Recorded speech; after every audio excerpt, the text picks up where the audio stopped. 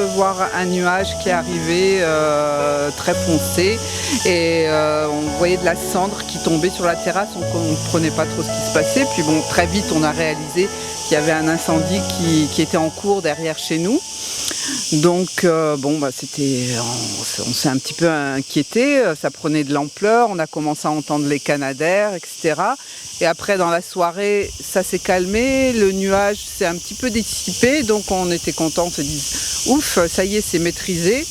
Mais en fait, pas du tout, parce que le lendemain matin, à partir de 7h du matin, on a entendu les canadaires qui survolaient la maison, à un rythme vraiment très soutenu, c'est-à-dire qu'on voyait 3-4 canadaires en même temps dans le ciel qui allaient et venaient, qui passaient à peu près toutes les 3, 4, 5 minutes.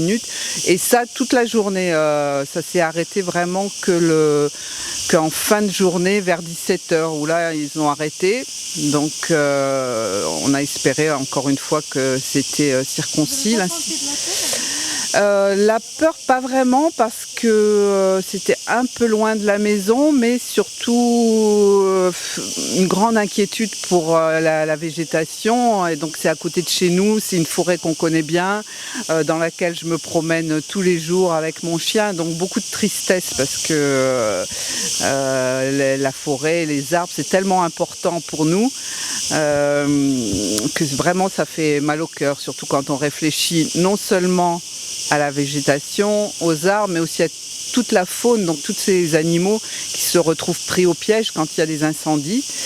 Donc beaucoup de tristesse et puis aussi un peu de colère, parce que comment ça arrive ces choses-là, souvent par négligence, donc ça met vraiment en colère. Bon là, en l'occurrence, pour cet incendie particulièrement, on ne sait pas quelle est l'origine, mais bien sûr, il faut recommander aux gens la plus grande prudence. La première des choses, ne pas fumer en forêt, ne pas jeter de mégots par sa voiture quand on traverse les forêts, ne pas allumer des feux pour cuisiner dans la forêt. Enfin, ça semble tellement évident que ça paraît un petit peu inutile de le dire, mais bon, visiblement, il faut qu'on les uns sans les autres.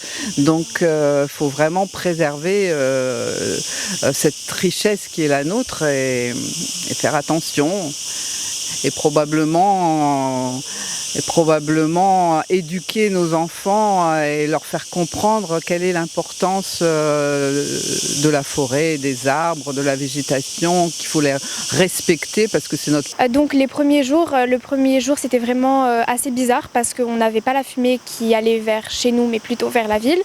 Les jours d'après par contre c'était assez impressionnant, la fumée était extrêmement forte, on n'y voyait pas à 100 mètres, les cendres tombaient aussi assez fortement et pendant plusieurs jours on a eu des fumées avec des odeurs très très fortes, surtout le premier jour où c'était pratiquement irrespirable, on ne pouvait pas sortir sans se couvrir la bouche et le nez, donc ça c'est vrai que c'était assez impressionnant. Vous n'avez pas peur ? Donc si vous pouvez éviter de fumer dans des endroits où ça risque d'être inflammé, particulièrement en été, évitez ou bien vraiment éteignez-les.